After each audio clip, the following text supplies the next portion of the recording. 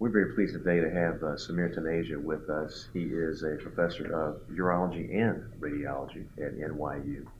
We're going to be talking today a little bit about contemporary prostate biopsies.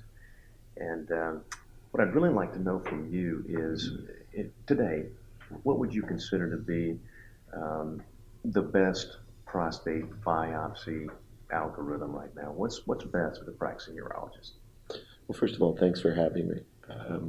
Prostate biopsy has been a big interest of mine over the recent years, and it's really evolved in clinical practice because there are a lot of reasons that urologists do biopsies nowadays.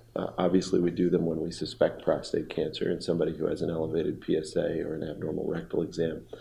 We do repeat biopsies very often when people are negative on the first go-round. And then we do biopsies nowadays for active surveillance, for staging of patients before therapy, and for monitoring premalignant causes like high-grade PIN or atypia. So for that reason, the technique of biopsy might vary a bit with the indication. We recently realized that there's tremendous variability in the practice of prostate biopsy. Urologists use different templates, different approaches, different numbers of cores. And for that reason, in 2011, the AUA commissioned an expert panel to try and put together a white paper on recommendations of the optimal way to go about performing a prostate biopsy, particularly in men who have never had a biopsy before, coming in for the first time. What our panel was really able to do was to review the existing literature and ask fundamental questions. And the questions we asked related to cancer detection, which is one of the obvious goals, avoiding over-detection of tiny indolent cancers, which is something that we get criticized for all the time, providing good clinical data that corresponds well to the radical prostatectomy pathology, so accurate prediction of grade, accurate prediction of stage, and finally, avoiding false negatives. Right. How many cores do you really need to be confident that your negative is really negative?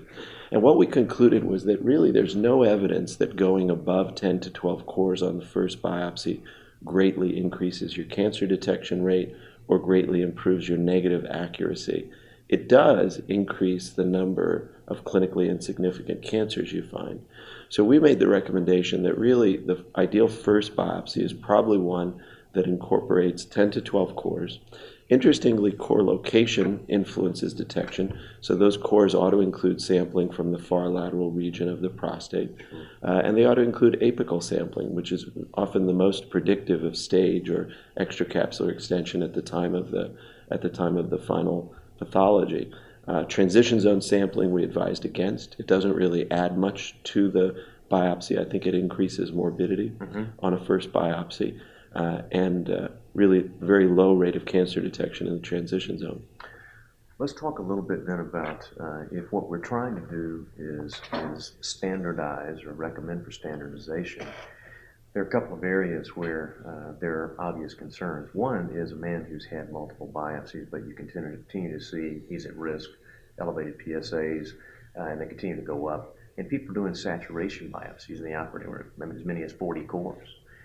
So what mainly we'd like to hear from you is how do we increase the efficiency of our biopsy techniques and maybe avoid that sort of thing? And the second question is, where do you see that fitting into the practice?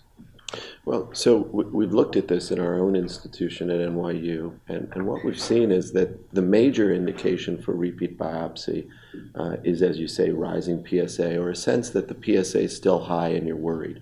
You know, somebody has a very high PSA for their age, a negative biopsy often doesn't give us confidence. In those patients, we've seen that many urologists will use different types of biopsies. So in other words, you overcome sampling error by increasing your sampling. Right. So you might choose to do a transrectal biopsy with a lot more cores. Right. You might choose to do a transperineal biopsy with a lot more cores. Several people will do 30 or more cores at the time of a transperineal biopsy. And some people have even used transurethral biopsies, actual transurethral resections, in people where they're really worried that they're missing something. Data would show that most cancers we miss on primary biopsy reside in the very far lateral peripheral zone or in the very anterior prostate, along the anterior capsule on either side, or in some cases over the urethra. Those are difficult areas to approach transrectally.